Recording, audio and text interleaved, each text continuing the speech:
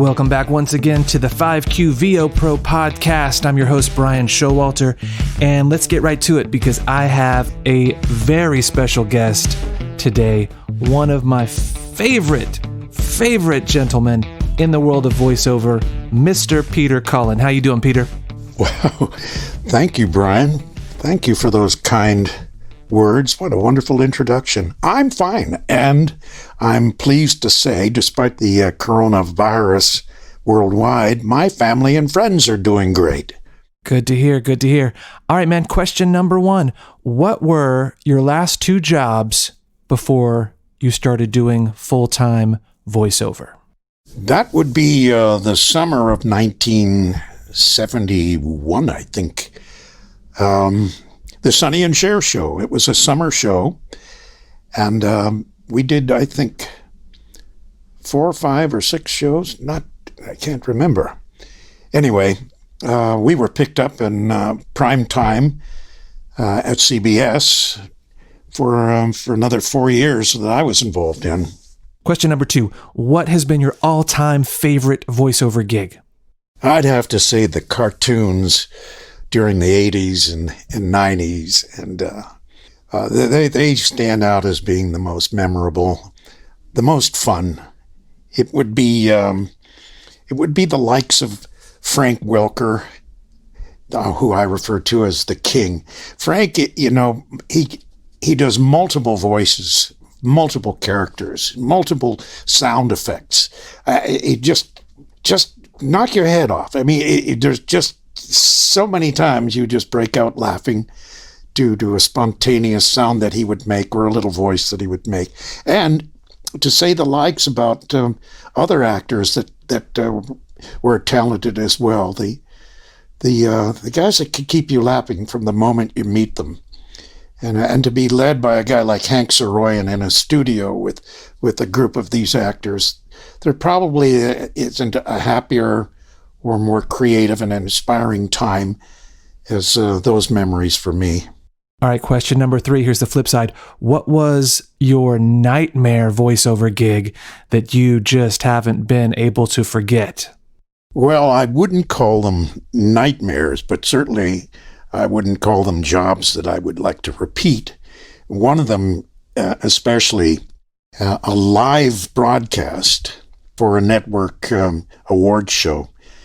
And I was behind a black curtain and with earphones and a script that I was waiting to be cued upon.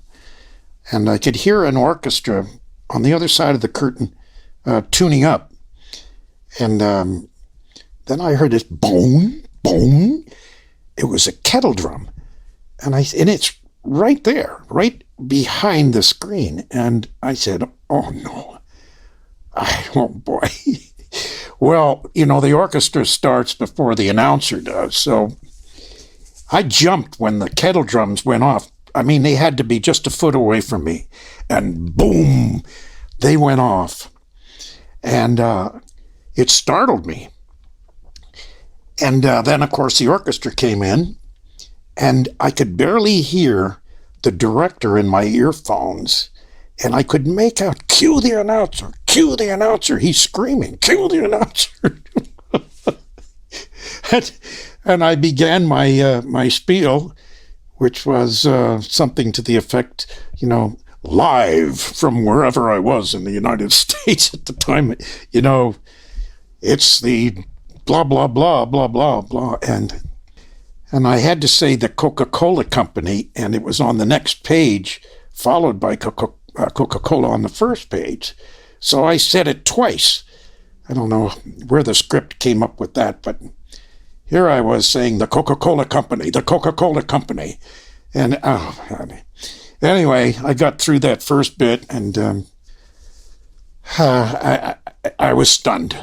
As I'm sure you are stunned as well, Bryan. Question number 4.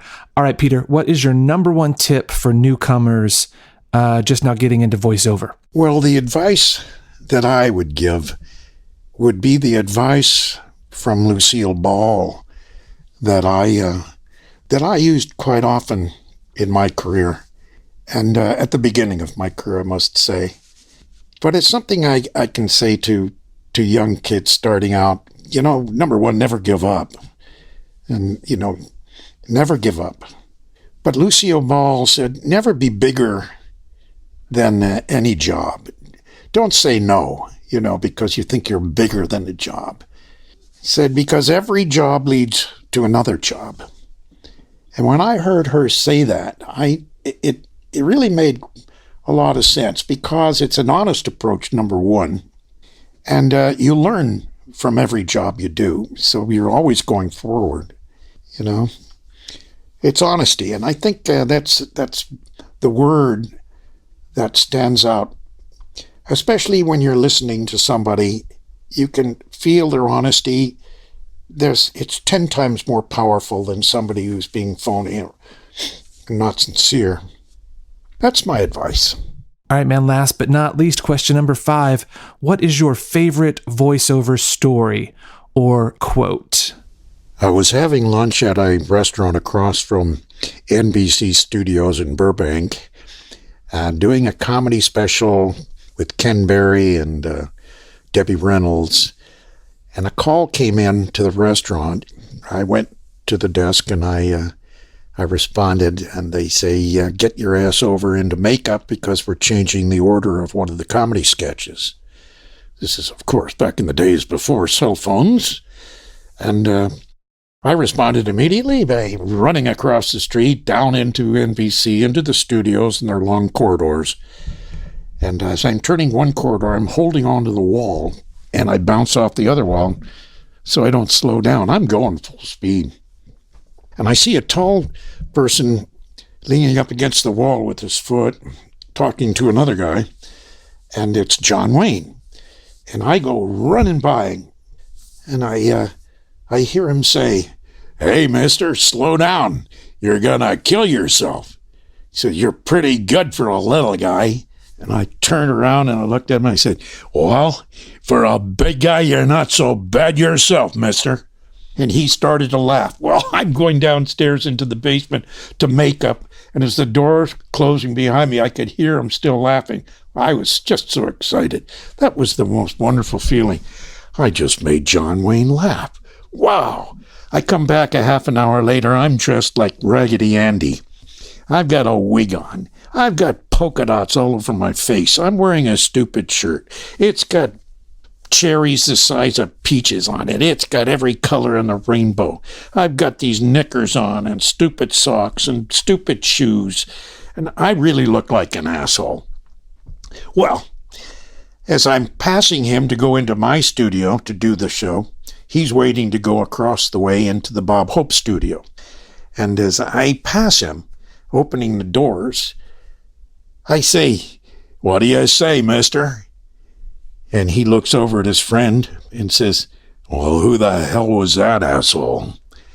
And the doors close behind me. And I stop, and my jaw drops, and my eyes open up. My heart sunk.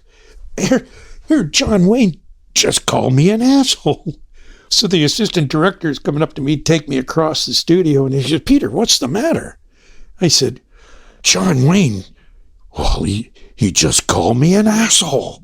He said, well, look at you. You are an asshole.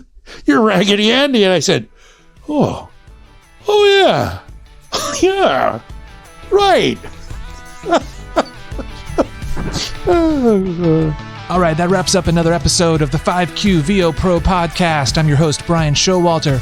Join us each week for the same 5 questions, but a different VO Pro giving you the answers.